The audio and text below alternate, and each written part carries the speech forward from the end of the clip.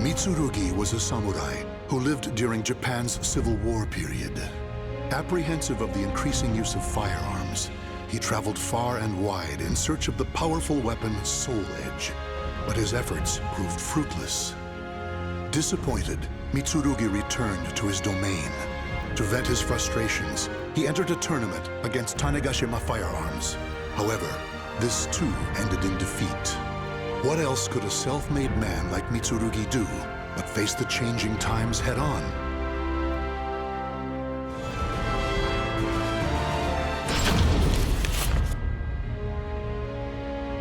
Taki, known as the Dark Hunter, is a ninja and demon huntress. Her quest to find Soul Edge ended in a confrontation with Cervantes, the greatest foe she had yet faced. After a deadly battle, Taki emerged victorious, but not before her beloved sword Rekimaru was shattered. She returned Sofitia, the young girl she saved in battle, to her homeland, and then Taki, too, made her way back home to Japan. Foremost in her mind was the mending of her sword, which she intended to do using a shard of Soul Edge. Alas, the two swords were incompatible, and she had no choice but to give up. However, there was another sword she could try. The enchanted blade she hid before leaving Japan, Mekimaru.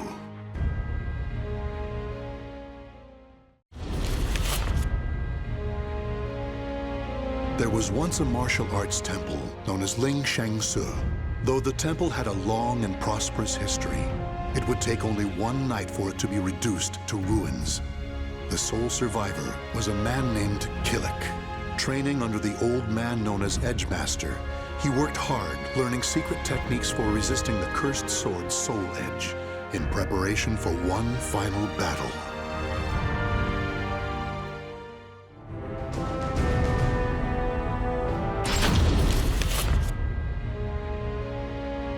Maxi is a nunchaku wielder who hails from the Ryukyu kingdom.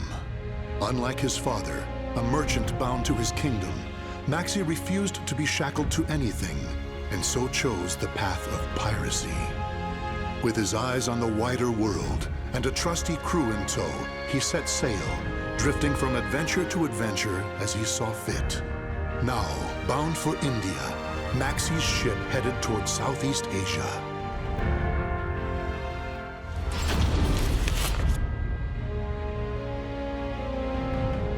Shanghua was born during the Ming Dynasty into the noble Chai house, a family of warriors. Fatherless, she was raised well by her kind and protective mother. In time, she learned to use her mother's Chinese sword to practice ancient techniques. Though her mother passed away at a young age, Shanghua continued to devote herself to the sword, and in time, became proficient enough to do her family's name proud.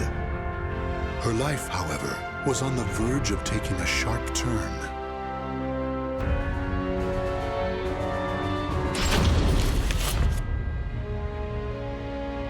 The Aval organization is something of a legend.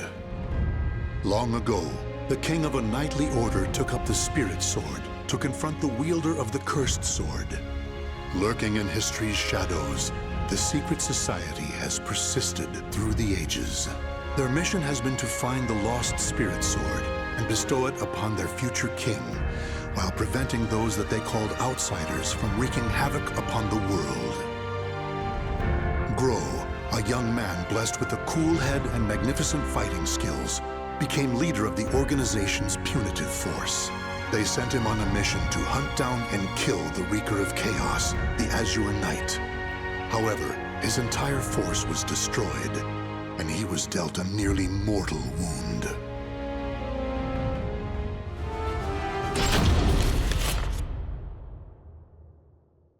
Interim report on the Aswell surveillance mission. The subject was born into a family of doctors who conducted research on plagues. As well as modern medicine, he pursues knowledge in numerous other fields, including history, martial arts, fine arts, literature, and human culture. His broad knowledge and intellectual pursuits gained him entry into the organization. He contributes greatly to our group, including his research on ecological theory and artifacts, particularly those who've lost their humanity. In recognition of his deeds, he was rewarded with a seat among the 12. the organization's supreme decision-making body. Currently, the subject is assigned to our branch in Northern Europe, researching the evil seed phenomenon, which occurred yesterday. This ends the report. The following document contains an interaction with the subject.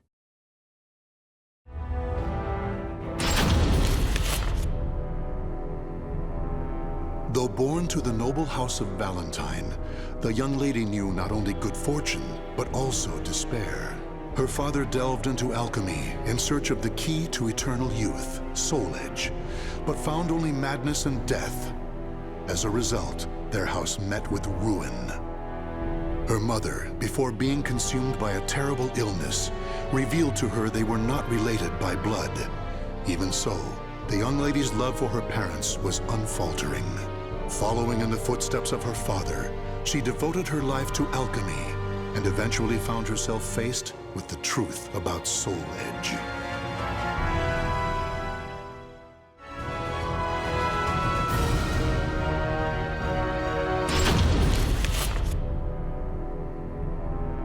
Cervantes de Leon was a pirate captain who struck fear in the hearts of all who sailed the Atlantic.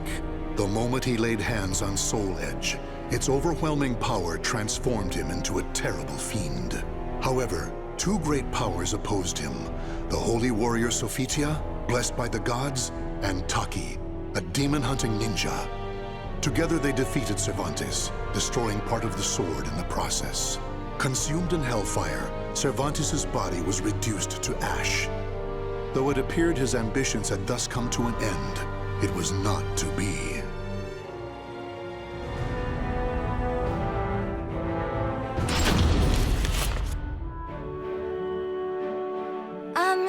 I'm Songmina. I grew up in the Song Dojang run by my father. 3 years ago, I went on a quest for Soul Edge, known as the Sword of Salvation, to protect my land. My quest went pretty well for a time, but then Huang brought me home. I guess it was wrong of me to run off without telling my father and all.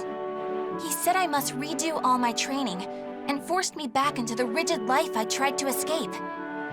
But the truth is, that was the least of my problems.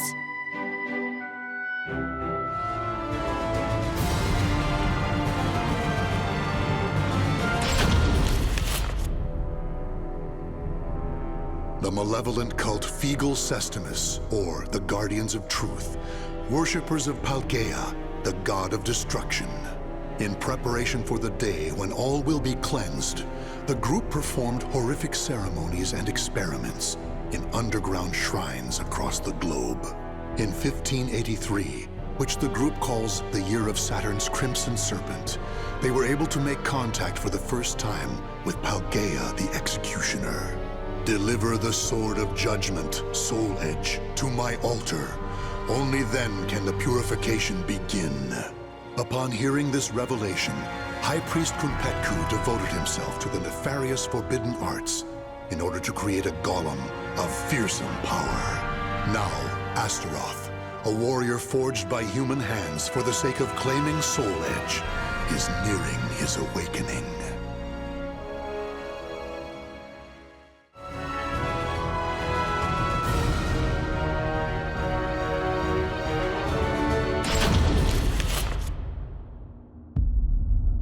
The Azure Knight appeared in Europe out of nowhere. Bound to no state, his endless, indiscriminate slaughter earned him the title Nightmare. Every night, Nightmare appeared, committing acts so heinous, he soon became a symbol of fear. Still, despite rumors about him spreading like wildfire, his true identity remained a mystery.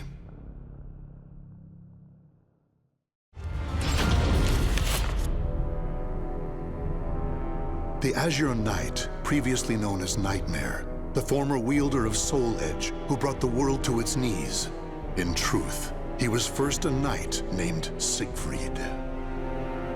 After killing his father by accident, Siegfried fell into a deep denial, which eventually twisted into a desire for revenge against his father's imaginary killer. To enact his revenge, he needed power, which led him to Soul Edge. Turned into the sword's puppet, he became Nightmare, until losing in battle to Killik. When the sword was shattered, Siegfried found himself awoken from the strange spell he had been under. Though freed from Soul Edge's grasp, he now had to face the fact that it was he who had killed his father. On the ground to his side lay the shattered remnants of Soul Edge.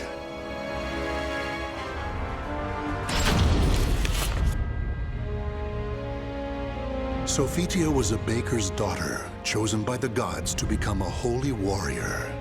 Given the order to destroy Soul Edge, she set out on a quest that would eventually lead her to the sword's wielder, Cervantes. In a fearsome battle, she was able to destroy one of the swords. Though successful in her quest, shards of the cursed sword pierced her body, causing severe injuries. Her life was saved by the ninja, Taki, whereupon she returned to her homeland to recuperate. The days passed peacefully until one day.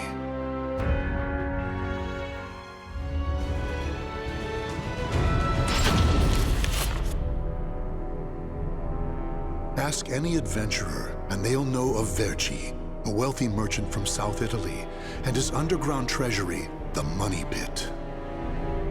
After getting rich in the weapons trade and earning the title of Merchant of Death, Verci set sail with his fleet to find the legendary Soul Edge. But during his quest, Verci learned his entire fortune had been lost in the chaos of a war that broke out in Italy. Half crazed, Verci hid what little he had left in the impenetrable Money Pit, located on a small island in the Mediterranean. There he stationed a grotesque guardian who silently and mercilessly disposed of all who entered, quickly becoming the fear of all looters. In recent years, however, a new rumor began to spread among some adventurers.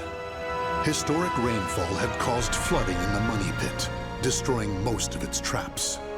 The Guardian had also vanished, leaving the treasure free for the taking.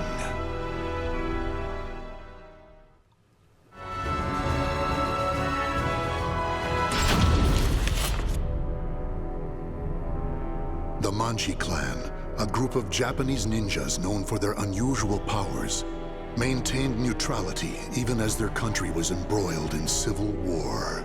Fearing their strength and their defiance, the nation's chief warlord ordered every man, woman, and child be killed. However, one survived, Yoshimitsu, next in line to succeed the chief and a master swordsman. He single-handedly took on the warlord's army, dealing them a hard blow, but they eventually overwhelmed him, severing his right arm. Despite the countless pursuers sent after Yoshimitsu, he vanished without a trace. That is until one day, an agent for the warlord received word that Yoshimitsu had been sighted.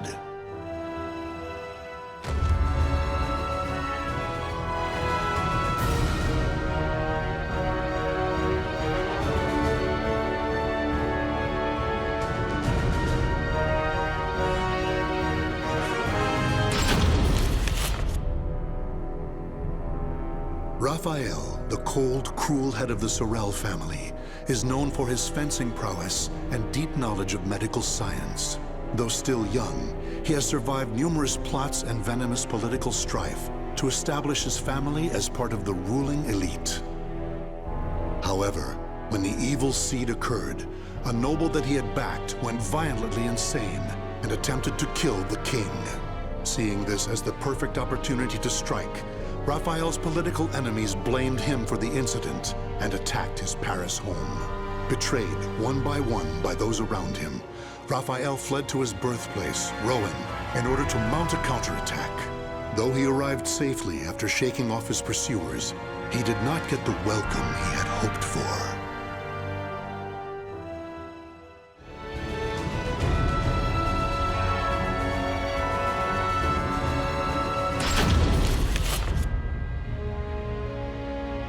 In a remote corner of lands to the east, there is a village of wind worshippers who live in harmony with nature.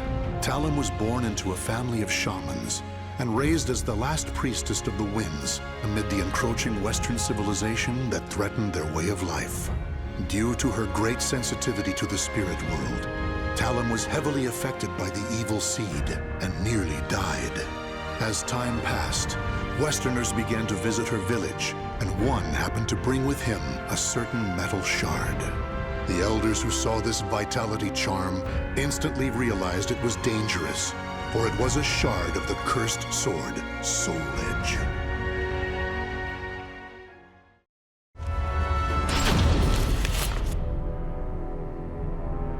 Across all history, the truly strong remain shrouded deep in darkness, hidden from society.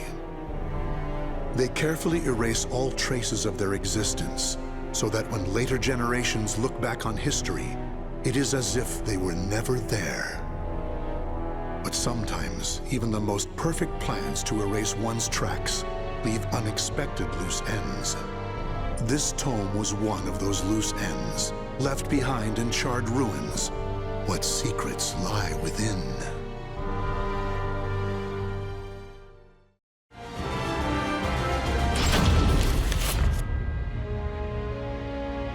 Witchers are known as warriors with unusual powers, the slayers of monsters and fiends, and eliminators of other forms of devilry.